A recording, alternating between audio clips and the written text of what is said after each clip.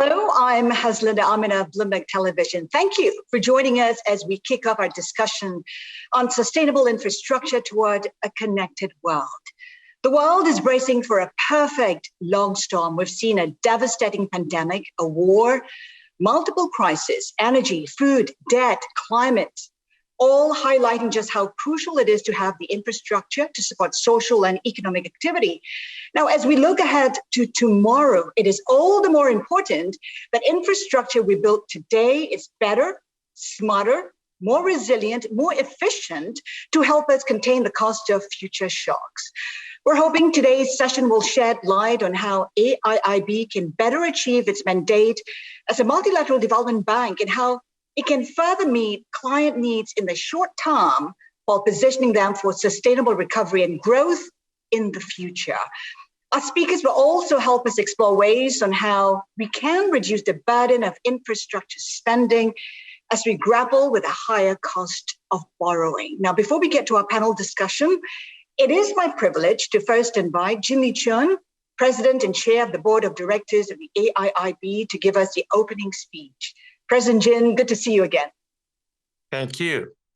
Distinguished guests, ladies and gentlemen, the topic of this flagship webinar, Sustainable Infrastructure Toward a Connected World, touches the very heart of not just the AIIB's mandate. This is also what concerns other multilateral development banks and the global community more generally. How can we better address the multiple crises and long-term challenges we currently face? Without repeating the details that we all know very well, the world has faced unprecedented pressures over the last 3 years. While some are short-term and cyclical, others, like climate change, are major systemic threats which have long-term implications for the human society. The scale and the complexity of these challenges and their impacts mean they cannot be solved in isolation. An integrated approach to addressing them is crucial. The need for cooperation and multilateral action to address common threats is greater than ever. With the multiple layered crises of the last few years, our bank has been focused on meeting the urgent needs of our members. Our bank has created new innovations, such as the COVID-19 Crisis Recovery Facility. We have also responded rapidly to assist the members hit hard by the pandemic and global economic pressures to alleviate their macroeconomic distress. This includes a new proposal to establish a standing mechanism for emergency response, which will soon be submitted to the board for approval. However, throughout these crises, we have remained laser-focused on our core mission, which is financing infrastructure for tomorrow. The essence of our corporate strategy is enabling sustainable growth and supporting humanity's moonshot transition toward net zero. To achieve our strategy, we are prioritizing finance for green infrastructure, technology adoption, and regional connectivity. In today's environment, we believe the concept of infrastructure should be expanded to address the global issues of the 21st century. Over the last 3 years, different types of essential systems and infrastructure has shown themselves as critical for continued social and economic development in times of turmoil. Responsive healthcare systems, cold storage and logistics for efficient vaccine deployment, digital infrastructure for continued economic development, resilient clean energy systems that mitigate climate change and ensure affordable energy access. In today's world, these are all integral components of basic infrastructure in the modern sense of the term. Recent times have also laid bare worrisome infrastructure fragility, climate-induced disasters, financial vulnerability from demand shocks, operational risks from constrained maintenance expenditure. These are just a few of the recent challenges that have forced us to rethink how infrastructure can be better built to be smarter, more resilient, more cost-effective, and efficient. We must be more creative to develop infrastructure that is environmentally, socially, economically sustainable over the long term. To stay relevant, we should also rethink how the international community and NDBs can better respond to the diverse needs of clients. In particular, we should question how best to finance infrastructure. In the current environment, many low-income countries find themselves more constrained in their financial ability to finance ambitious national infrastructure programs. We have to ask whether the traditional project finance approach is still the most effective method. To this end, our bank is exploring innovative financing and lending modalities in an effort to help our members address their public financing constraints. In this regard, the private sector must play its part. Mobilizing private sector expertise and capital is a core objective set for our bank. Private sector investors will be attracted to invest in emerging market infrastructure when this is seen as an attractive asset class. We are confident the social and economic dynamics of the Asian region will remain robust, and there are interesting stories to tell about investment and fruition. Innovative initiatives such as infrastructure collateralized loan obligations or green bonds can create benchmarks that we hope will mobilize private capital. These are some of the fundamental issues that the panel will address, and I look forward to their views as practical guidance for our bank. Ladies and gentlemen, I wish to express my thanks for your participation at the annual meeting of the Asian Infrastructure Investment Bank and today's flagship webinar. These are crucial issues which affect all of us, and I very much welcome your active involvement. Thank you very much. President Jin Kun, thank you so much for that. I know you highlighted several issues and challenges. Let's get to our panel discussion. Our topic today, again, sustainable infrastructure toward a connected world. I'd like to introduce our distinguished speakers. Wang Dongwei, Vice Minister of Finance of China. Vice Minister Wang has a doctorate in economics. He has held multiple positions, including Minister of United Front Work Department and Deputy Secretary of the Provincial Political Consultative Conference Party Group. Also, Danny Alexander, Vice President of Policy and Strategy of the AIIB. Danny oversees the bank's environmental and social policies and their implementation. Prior to joining the bank, Danny was Chief Secretary to the Treasury of the United Kingdom. Rachel Kite, Dean of the Fletcher School at Tufts University. Dean Kite is the first woman to hold the position. Prior to joining Fletcher, Dean Kite was the special representative of the UN Secretary General and CEO of Sustainable Energy for All. She was also co-chair of UN Energy. And finally, Dr. Donald Kobaruka, Chairman and Managing Partner of Southbridge. Dr. Kobaruka is a former Finance Minister of Rwanda and the 7th President of the African Development Bank. He's credited for the reach and impact of the African Development Bank. Thank you to our speakers. Definitely a distinguished panel. First off, to start, I'd like to invite each speaker to give an overview, initial thoughts, if you will, on how infrastructure should respond to the needs of tomorrow, how perhaps the pandemic and ensuing challenges are shaping how we approach infrastructure that's economically viable, environmentally sound, and climate resilient. Vice Minister Wang, if you could kick it off, sir.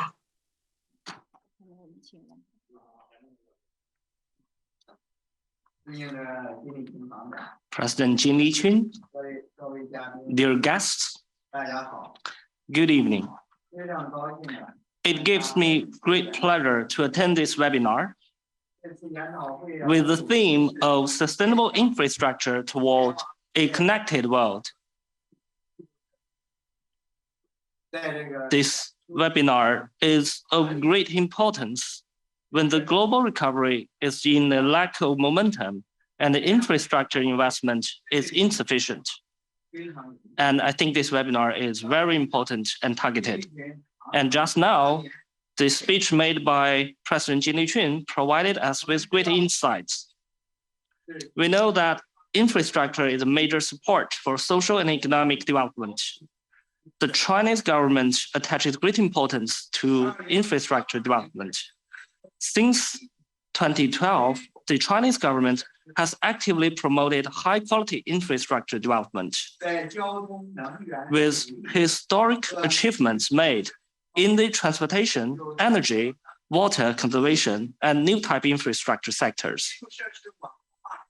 We keep improving the infrastructure network, improved the quality and capacity of service, enhanced the innovation driving capacity, accelerated the coordinated and integrated development, speed up the development of a modern governance system, and thus effectively supported social and economic development. During this process, we have made positive progress in innovating the infrastructure investment and financing mechanism.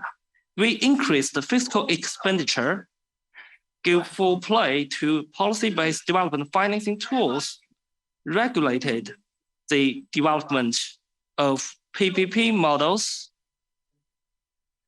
and deepened the reform of asset capitalization, stockization, and securitization.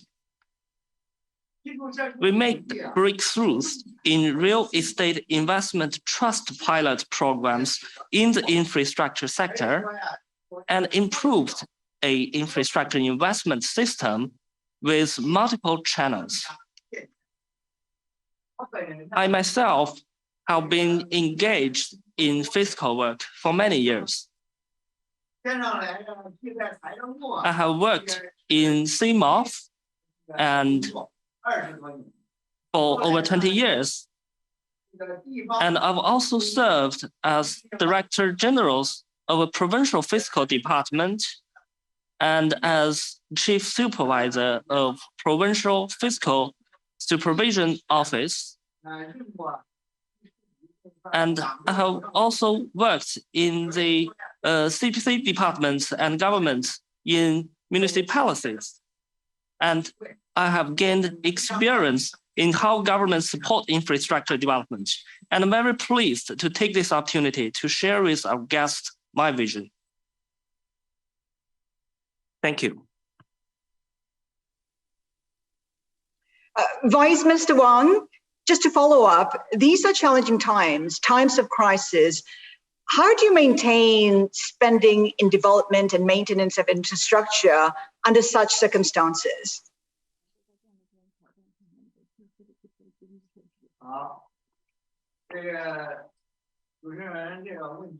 Thank you. I think it's quite a good question. And I'd like to share some of my thoughts based on my experience. As we know, faced with the tough domestic and international economic situation, the Chinese government fully gives play to infrastructure investment in stabilizing the microeconomy and supporting economic development.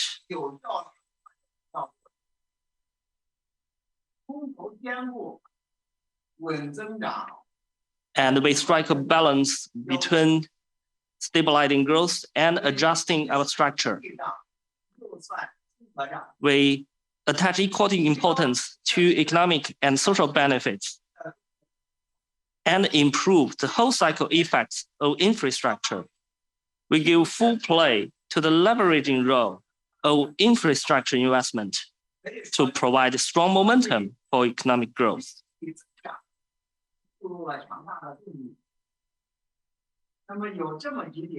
And I have several thoughts to share. The first is to integrate all kinds of resources to develop a diversified investment and financing system. The Chinese government fully utilizes government investment to drive infrastructure investment and has formulated a series of policies to expand investment channels for financial institutions, enterprises, and other market entities in the infrastructure sector.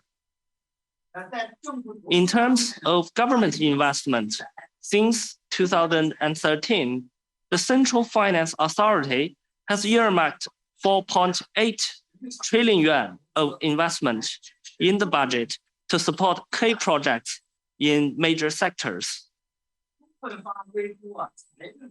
which provided a stable source of funds for stabilizing investment. At the same time, especially in recent years, the Chinese government uses special local bonds as a key tool and promotes the safe, regulated, and efficient use of special bonds to support major national strategies and key projects. From 2015 to 2022,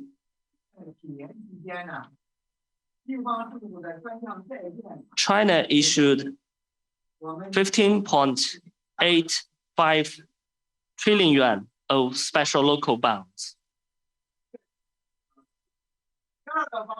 And in terms of financial credit policies, since June this year, the Chinese government has raised the credit line of policy banks and supported relevant financial institutions to create policy-based or development-oriented tools to increase the financial support to infrastructure development. In terms of attracting private investment, China promotes and uses the PPP model in a regulated and orderly manner to develop a unified, open, and transparent development environment, actively guide all kinds of market players to participate in infrastructure investment, development, and operation, fill the gap of infrastructure and public service, and improve the quality and efficiency of public service supply. By August this year, the project library of the National PPP Integrated Information Platform has contained over 100,000 projects with a total investment of 16.5 trillion yuan.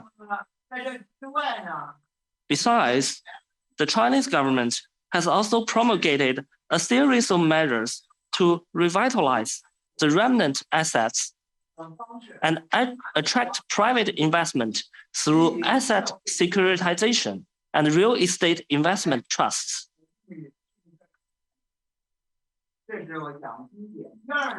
And the second thing I'd like to share is that we follow the people-centered development philosophy and enable infrastructure to meet people's growing needs for a better life. In the whole process of infrastructure planning, design, construction, and operation, the Chinese government stresses people's needs and appeals. From the urban to the rural areas, from the water, power, and transportation sectors to the education, healthcare, and elderly care sectors, we enable our people to benefit from the comprehensive development of infrastructure. I give one example here. Since 2012, China has invested over 460 billion yuan in rural water supply projects, which provided safe drinking water for 280 million rural residents. We improved the level of water supply for 360 million rural population and made great contribution to the victory against poverty and the building of a moderately prosperous society.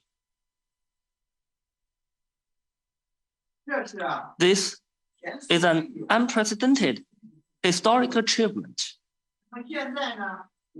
And now, the herdsmen in border areas and the villagers in mountainous areas have access to high-quality tap water, and they have shaken off the fate of carrying water by manual as their ancestors did.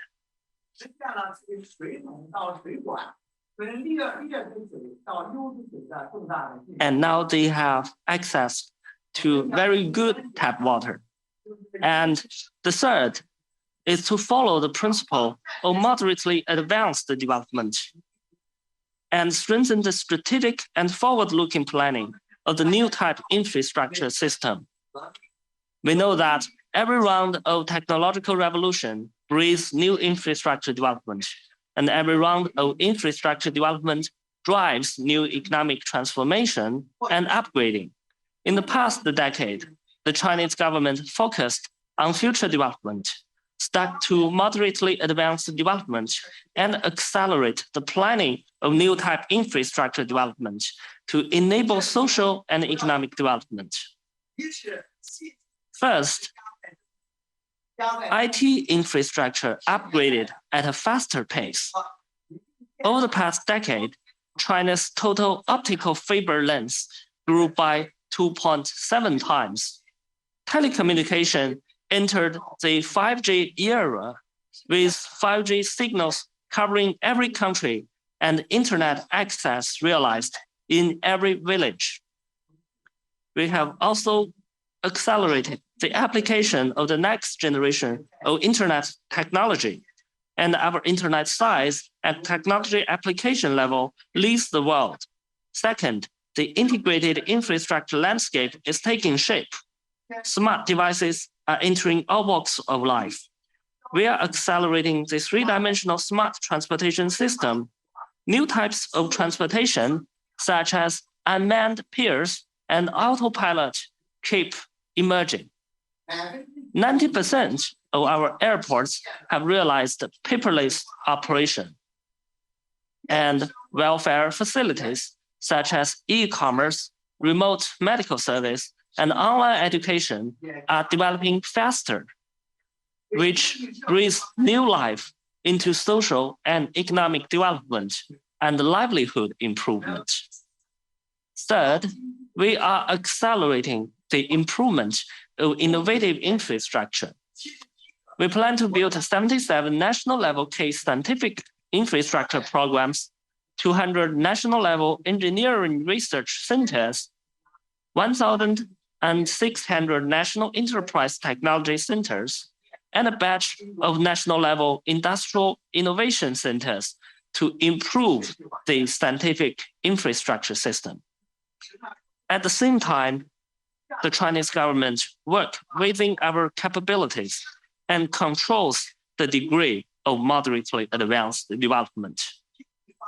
We take comprehensive consideration of the government's fiscal power, debt risks, and infrastructure needs, make scientific plans, steadily promote the work, pay attention to the program's effects, enhance the financial and performance management of infrastructure programs, prevent and resolve the local hidden debt risks, and strike a balance between development promotion and risk control.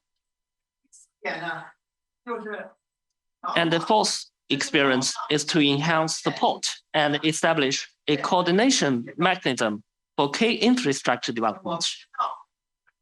Infrastructure development features a wide range, huge investment, and a long cycle.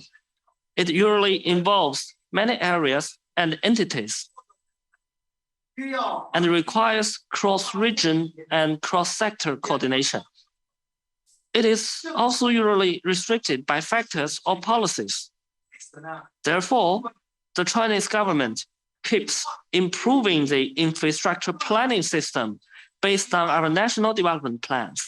We optimize the layout, structure, functions, and development models of infrastructure, strengthen project reserves, accelerate the early stage research and preparation of infrastructure programs, and actively guide public resource allocation to improve the efficiency of the programs. During the implementation of the plans, we keep enhancing support for infrastructure development, establish coordination mechanisms to strengthen cross-region, cross-department, and cross-sector coordination and interaction, settle major issues we encounter during the programs, and keep improving the support from all resource factors so as to support major infrastructure project investment and construction. At the same time, we think that the cooperation with bilateral and multilateral development institutions is of great significance for infrastructure development. Taking China as an example, by the end of 2021, the Chinese government has utilized over $180 billion of credit commitment from international financial institutions and foreign governments, which provided China with the necessary funds, technology, and advanced ideas and experience, and supported China's high-quality infrastructure development.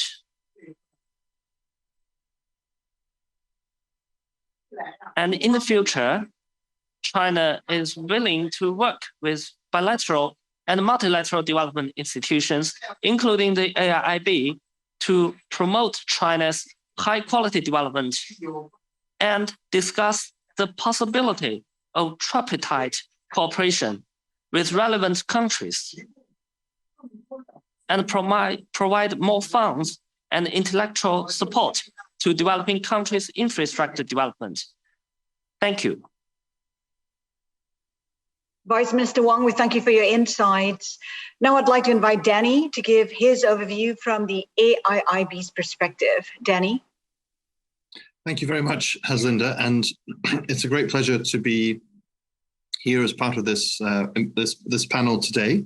And so, as you said at the start, and as President Jin emphasized in his remarks, these are extraordinary times we're living in, with both shorter term, we hope, crises affecting many countries, both the legacy of COVID-19, the impacts of the war in Ukraine, high inflation and financial policy changes having an effect all around the world, and at the same time, the really existential crisis potentially of climate change. And the consequences are that governments have fewer resources at their disposal. There are also challenges for private sector investments. And so how we maintain the focus of investment in sustainable infrastructure towards a connected world, as is the title of this event, is really a critical question, let alone how we mobilize for what President Jin rightly called the moonshot for net zero. And we're having this meeting just a few days ahead of the countries of the world gathering in Sharm el-Sheikh in Egypt for the COP27 meeting, which is, I think, a very good opportunity for the world collectively to, as it were, hold its feet to the fire on the implementation of the many commitments that were made at COP26 in Glasgow last year. This decade, the 2020s, is really the critical decade in terms of action on climate. We know that if the action is not taken, and that really means mobilizing investment at the scale that is needed to enable the climate transition around the world, then the goals of the Paris Agreement to keep global temperature rises below 2 degrees and ideally to the 1.5 degrees that was much of the focus of discussion in Glasgow last year, we know that will be out of reach. And so these years, whilst also being riddled with crises and the huge challenges that presents for governments and countries and for people all over the world, these years also need to be the time in which we're really mobilizing investment that is sustainable for the climate transition. For AIIB, we aim to invest our resources, the $100 billion of capital that our members have endowed us with, in what we call infrastructure for tomorrow. And that means thinking about what is the kind of infrastructure that our members are going to need for the next few decades of their development. And that means green infrastructure, and especially climate-focused infrastructure. So we want to invest at least half of our financing in climate finance from 2025 onwards, and we're building well, I think, towards that goal. We want to invest in cross-border connectivity and regional cooperation, digital connectivity, digital infrastructure, and applying technology to infrastructure challenges and infrastructure projects is a critical part also of the value that AIIB seeks to add to the projects that we finance. And Vice Minister Wang also emphasized technology as part of his presentation, and rightly so. And it's an area of China's development experience, which I think is of great interest to many other countries around the world. But then, of course, the scale of resources available to multilateral development banks like the AIIB is quite small compared to the scale of the challenges. And so that means that we have to support the private sector. It means we have to invest in private sector projects, and more importantly, also support the mobilization of other capital towards these infrastructure challenges. So AIIB aims that by 2030, at least 50% of our financing will be for private sector, non-sovereign projects, and that we will use that investment to crowd in and to mobilize significant additional private sector finance. And so I think the challenge now, and especially at a time when geopolitical strains also make cooperation harder, is for international institutions like multilateral development banks, like the AIIB, like the World Bank, like the ADB, and others, to work together in partnership. I think partnership is a critical part of achieving these goals. And those partnerships should go beyond MDBs to involve the private sector, to involve philanthropic resources, much of which is now being devoted to the climate challenge. And it means that we have to work closely with our clients. We have to support our clients to make the investments that they need to help to meet these challenges. So AIIB very much aims to be a client-focused institution, to engage closely with our clients, to listen to their objectives and to support them through financing. And I think together, this approach will help to meet these global challenges. But without the broader partnerships, without the working together, it will be impossible to meet those goals for any one institution, be it public sector or private sector. Thank you. It always comes down to financing, Danny. I mean, when you talk about the role of MDBs, AIIB in particular, how do you increase the availability of financing for these sustainable infrastructure more efficient, more effective? Well, you're absolutely right. As I said, for MDBs, one of our core missions is mobilizing finance, whether it's deploying our own resources or mobilizing other funds. And I think MDBs should focus on maximizing the mobilization value of every action we take and of every dollar that we invest. Of course, we also have to pay close attention to the quality of that investment, and that is another function I think that international institutions can play. We can think about mobilization in two ways. One is for individual projects, and the other is broader mobilization. So we see a role for AIIB also in mobilizing finance generally into Asian and emerging market infrastructure. And President Jin referred to this in his remarks. We've been working to create structures which can mobilize long-term institutional capital, such as the Asian Infrastructure Collateralized Loan Obligation through our partnership with Bayfront in Singapore, which is a unique project in Asia, which is seeking to support the emergence of infrastructure as an investable asset class, which in turn will help to mobilize pools of finance that find infrastructure too risky, but through these kind of instruments can be attracted, especially as they become more standardized. We've also supported the propagation of green bonds for infrastructure. We have an Asia climate bond portfolio project together with Amundi, which is also about expanding the range of high quality information about the climate performance of institutions as a whole, so that again investors have better structure to invest through. But also we have a critical role to increase the availability of funding at a project by project basis, at the asset level, if you like. And so, of course, first and foremost, we have to make sure that we don't crowd out financing. If the private sector can finance a project completely well by itself, there's no role for us. But also, we need to add value. Our focus on sustainability and our policies, particularly on ESG, need to be translated into every project. And this in itself is something which is also, I think, important and increasingly attractive and necessary for private investors also to focus on. So by being involved, AIIB can help to attract those kind of investors to projects.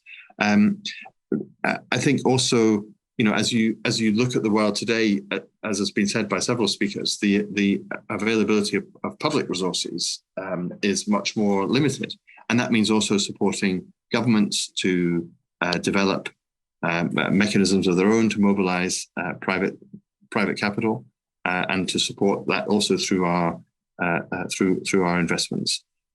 So there's a wide range of tools are needed, and a wide range of collaborations that are needed to mobilize the resources that are necessary at scale.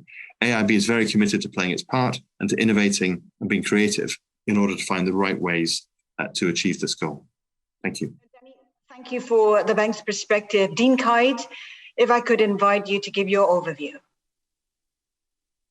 Thank you very much. It's a real honor and privilege to be here today on such an important subject. And as both of the previous speakers and the President outlined, this is an extraordinary moment of potential leverage for AIIB with strong policy ambition at a moment where we really are at a fork in the road. We have a very clear, I think, diagnosis of what is needed in terms of sustainable infrastructure investment over the next decade. The question really is, are we able to mobilize the finance to be able to deliver on the pathway?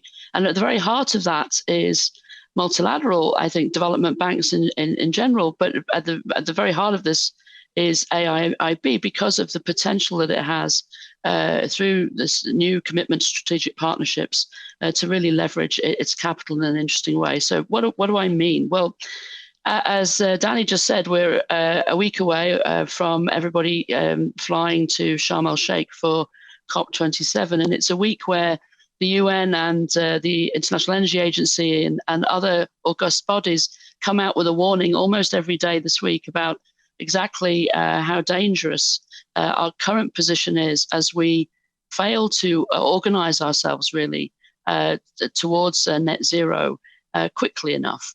And so today the World Energy Outlook was published, and it paints a picture of some hope that despite the geopolitical situation that has been outlined by many speakers yesterday and at the top of this meeting, there is a possibility for a reset, because it's very clear that in large part also because of the global implications of the war in Ukraine, the energy security, planetary security, and human security goals that we all share can be achieved by a substantial ramp up in renewable energy and by really doubling down on energy efficiency. Now, many countries have started to do this already, and those countries are weathering this particular perfect storm better than others. But the scale of the ramp up is really quite significant. The IEA has just sort of illustrated that by talking about the amount of investment needed in renewable energy in order to get to the scenarios that they lay out. So today we have an investment of about $1.3 trillion. In order to get to where we need to be by 2030, this has to sort of come up to $2 trillion a year. But really, to get to net zero, we need to be more in line with $4 trillion of investment in renewable energy a year. Now, how do we move up that kind of curve? That's really the question in front of us now. But it's also, I think, alarming because we see that there is increased investment in renewable energy, but not large enough over the investment in the fossil fuel economy. Obviously, the fossil fuel economy is, as part of the transition, will remain, though it will diminish quite quickly. So for every dollar that we invest in fossil fuels today, we're investing 1.5 in renewable energy. That ratio has to change. And for every dollar we invest in fossil fuels has to be then met by $5 in renewable energy. So we're going to have to sort of stretch out the financing system. But the biggest problem we have, and this is where AIIB becomes so important, is that the cost of capital for renewable energy in low-income countries and emerging markets, so in developing countries and emerging markets, is 2 to 3 times higher than the cost of capital for renewable energy in advanced economies. And that gap has to be solved by the effective use of multilateral development banks and their ability to crowd in private finance and to bring private and public finance to play in these markets, and quickly, because these are the countries obviously that are suffering at the wrong end of the energy price spike crisis we have. These are the countries suffering from Europe's hoovering up of natural gas in markets, which has sent gas prices even higher. And these are the countries that are suffering from an underinvestment in infrastructure financing over the last 10, 20, 30 years. So they are in a very immediate perfect storm. So then it comes back to the strategies that AIIB has put in place. The strategic partnerships become incredibly important, also underlining the point made by other speakers that the answer here to the cheapest, dispatchable, most reliable renewable energy often will be in regional projects. Now, of course, China and others have lots of experience in this, and bringing that technical capacity, the institutional capacity, the institutions that countries will need, and the financing for regional projects demands strategic partnership. This is not a new point. It was made very clearly by the T20 in 2020 and other advisors since then. So really, I see AIIB in a position where it can leverage partnerships as well as leverage finance. And then, of course, the last point is continuing to find creative ways to open up private finance. And Danny mentioned many of these. And I think the trick here is going from innovation to scale. So once something works, how do we do many of them? So Amundi did a very important transaction with IFC. It's working with AIIB, but how do we make these kinds of transactions really stretch across the emerging markets much, much further? And then finally, I think there'll be enormous focus in Sharm el-Sheikh on other possible ways of leveraging finance into, in particular, Africa. And obviously, Donald will talk more about that. But there's a lot of attention on the voluntary carbon markets and on carbon markets. And so obviously, we need much more of the global economy to be covered by effective carbon pricing. We should see many more attempts at regulated carbon markets. This is not the only thing to do, but an essential component part of pricing correctly pollution. And what we see is enormous interest in the voluntary carbon markets. But at the moment, we see a lot of supply, many, many voluntary credits being generated, but really, really soft demand. And that's because many corporates and many who may want to come into the voluntary carbon market space are reluctant and slightly nervous, while the sort of rules of the road and the sort of codes of conduct for how to participate in the voluntary carbon markets, how to show integrity in a science-based pathway towards net zero, who will judge that? How will that appear? When will that get regulated? So this uncertainty, I think, is a stifling demand. That is something that multilateral development banks, together with governments and other bodies, including the UN, really need to do a lot to support in the year ahead. Thank you. Dean Kai, to your point, infrastructure needs to better meet the challenges of climate imperative, but we have an economic uncertainty right now. I mean, how do you maintain that focus on investing in low carbon infrastructure?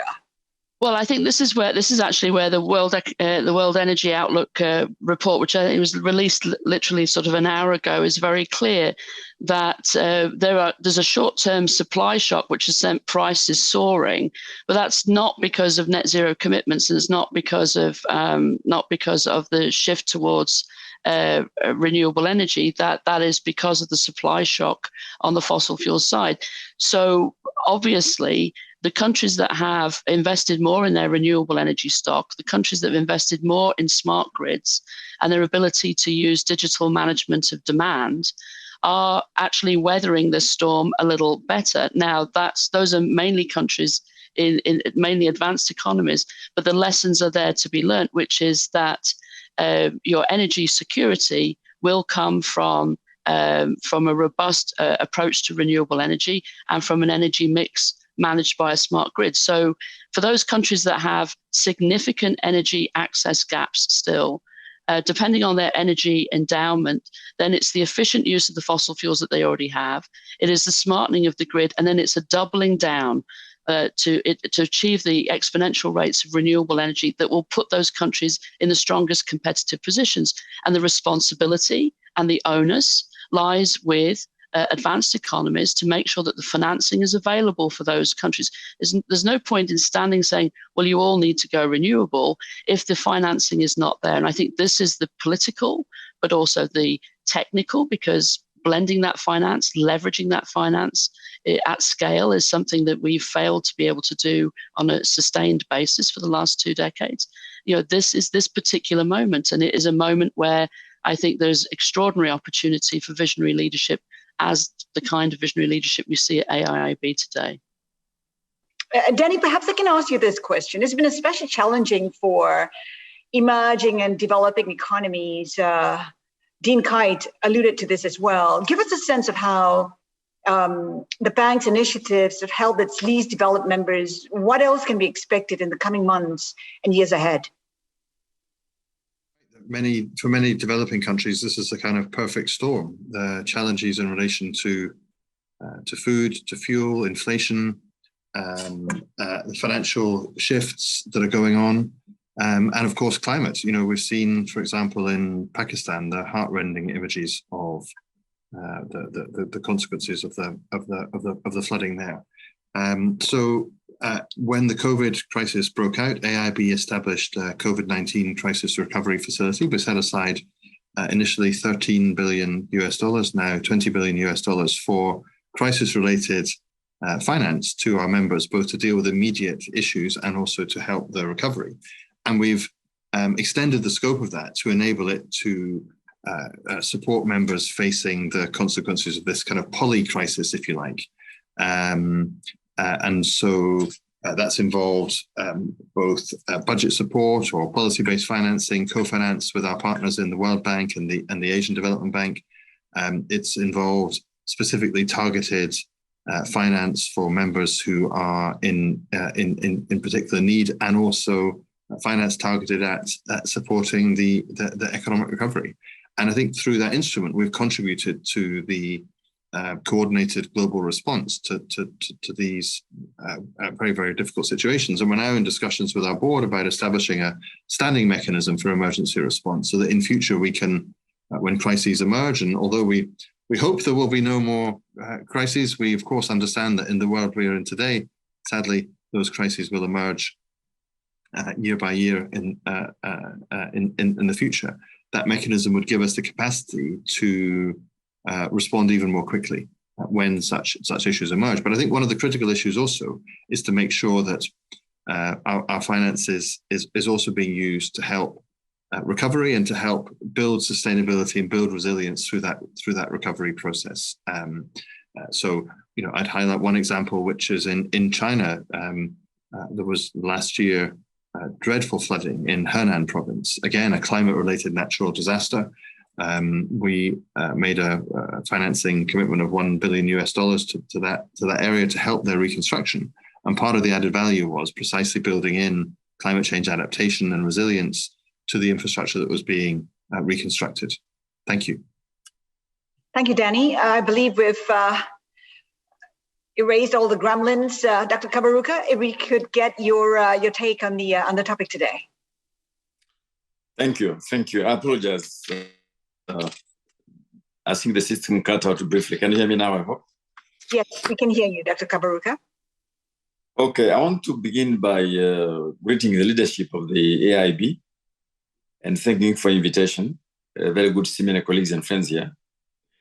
And to congratulate the AIIB, the newest IFI, which is playing a major role globally. And I'm particularly happy to see that 16 African countries have now joined the dance.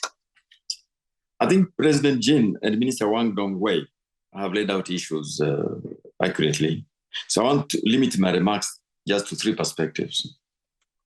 Number one, what are the big mega trends which will drive the future economic path?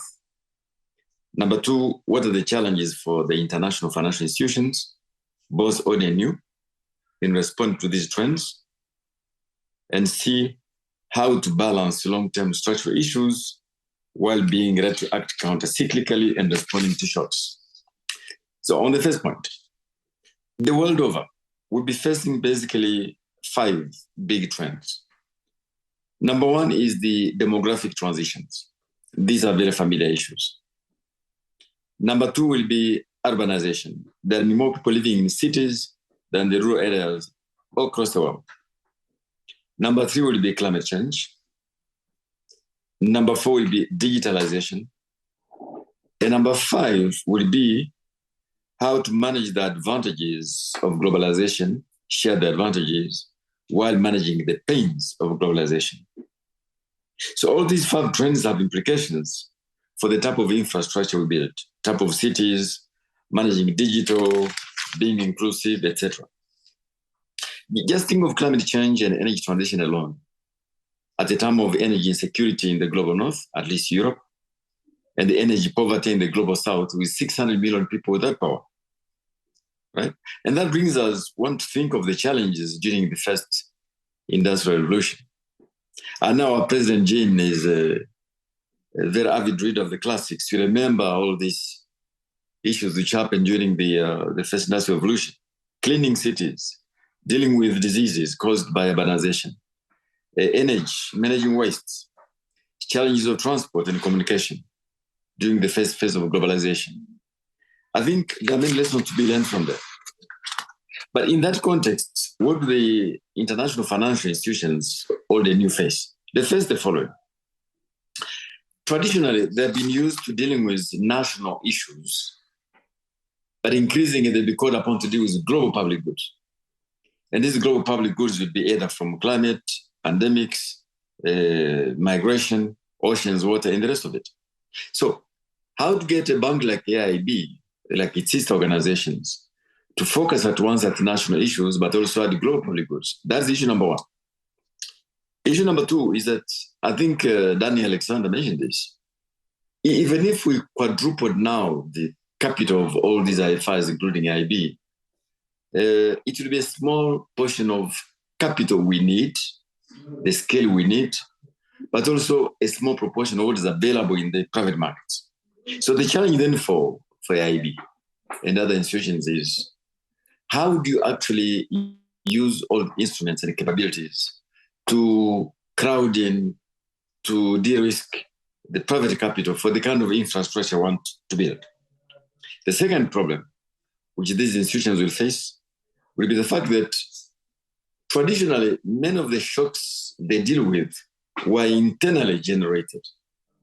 But increasingly, they'll be dealing with a lot of shocks which are externally generated, whether they are pandemics, financial, climate, or otherwise. And that balance is a challenge for them to beat. And finally, I think it was the one colleague who mentioned it, we're entering a world where concessional finance is reaching a plateau. I hope I'm wrong, but if you look at the trends in many G7 countries, concessional finance is reaching a plateau. And therefore, we'll have to think about how to best deploy this very scarce resource, which is concessional finance. And you have to do to bear in mind that a lot of infrastructure we're doing now, and rightly so, is debt creating. Whether it is airports, ports, energy, digital, this is inevitable. but we need to make it sustainable by preventing currency mismatches, by preventing mismatch between long-term liabilities and the long-term assets. And that is an issue why the MDBs have to think very hard. And very finally, I know time is limited, I happen to be chair of the Global Fund for AIDS, Malaria, and Tuberculosis, which is an old pandemic which has not gone away. And the new pandemics come simply to add to the burden of many of the economies in the emerging markets and the global south. I've seen how it is challenging to raise concessional finance, even for those kind of pandemics.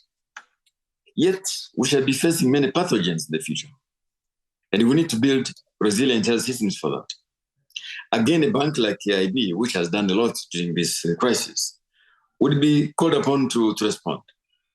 Now, I'm not suggesting that IFIs like AIIB will be directly involved in this, but there are aspects of it which are extremely important for them. And I'll pick just one, and I'll end at that point.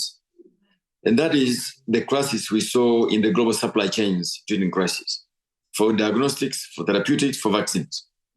And as a result, many countries now no longer feeling very secure and safe with the global supply chains, feel they should manufacture as much as possible a lot of these things. Now, the economics might be quite difficult to balance, but I think people will be balancing both security, reliability, and the economic efficiency. I hope and expect that banks like AIIB will help countries do it right, i.e., manufacture therapeutics, diagnostics, vaccines, everything we need for meeting challenge of pandemics or climate change, whatever it is, but doing it in an efficient way. In my view, this is quite a big agenda for your bank, but I think AIIB, in its short term of existence, is very well placed to play this role, and I hope it does so with all our support, especially in the global south. Thank you. Dr. Kaberuka, just to follow up, do you think the way infrastructure is being financed today is enough to withstand protected or multiple natural crises? So let me pick one. Let me just pick one. You know, a long time ago, a minister in the British government told me that during the first industrial revolution in the UK, what actually contributed to improving health outcomes was not investing in health as such. It was investing in infrastructure, cleaning up the cities, providing homes, providing transport, water, etc. I think we're facing nearly the same, not a similar problem.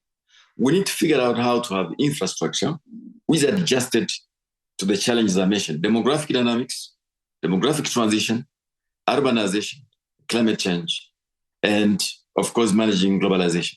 Now, are we doing so rightly? I would not say so, but I think all of us have learned lessons that in the current challenges we face, we'll have to balance the needs, the economics, at the same time, the short-term issues, long-term issues. How do you do so without creating a lot of debt burdens which are unbearable? How do you so being inclusive?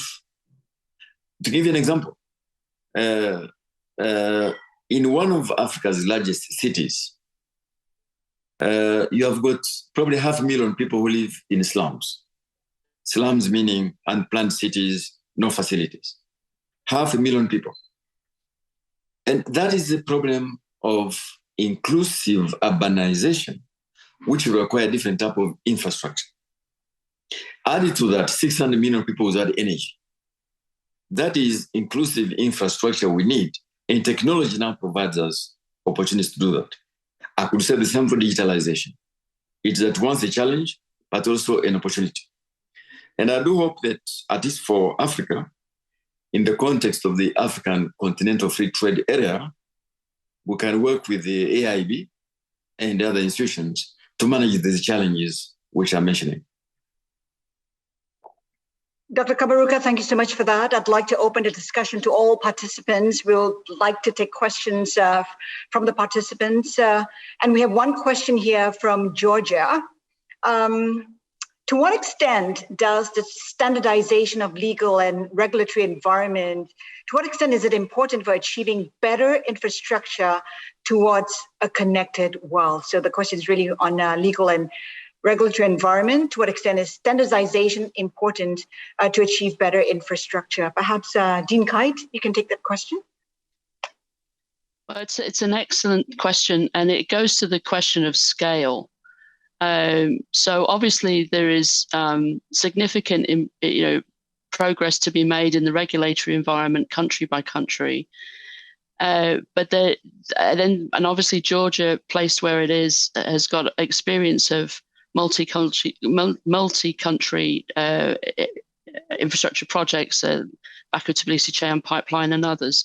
And so aligning the regulatory approaches across regions becomes very important in all forms of infrastructure. And the regulatory approach can obviously, the definitions of, for example, as we now approach a new era of green hydrogen, is every jurisdiction going to consider green hydrogen in the same way, so that support and subsidies and incentives can be treated in the same way across different countries. Access to international support can be accessed in the same way. But then it goes all the way down to treatment of how power purchase agreements are manufactured, how bidding rooms are managed, all the way down into the nitty-gritty of private sector funded infrastructure.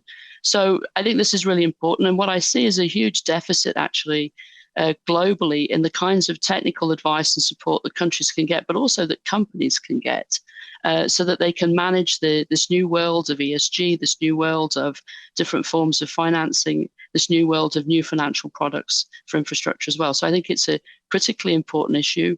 Regional projects are going to be the way that we dispatch, as I said, renewable energy in the cheapest way to the most people. And so this is something that I think MDBs have a lot of experience with. Also national development banks, national green banks. I think these can be incredibly important instruments, but also important partners for AIIB. So I think it's a very important question, and an area where there's going to have to be a significant sort of ramping up of available good quality advice at a reasonable price to countries that need it. Danny, your thoughts on it? AIIB, if I got it right, approved about 191 projects in 33 member countries. How are you looking at it? You've got it exactly right. Very good. Thank you. So, look, I mean, I guess I'd make a couple of observations. The first is to say that, of course, having good quality legal and regulatory environments at a country level is an important tool to attract investors, irrespective of the degree of standardization. But standardization plays a role or can play a role in a number of areas. So one of AIIB's focus is on cross-border connectivity.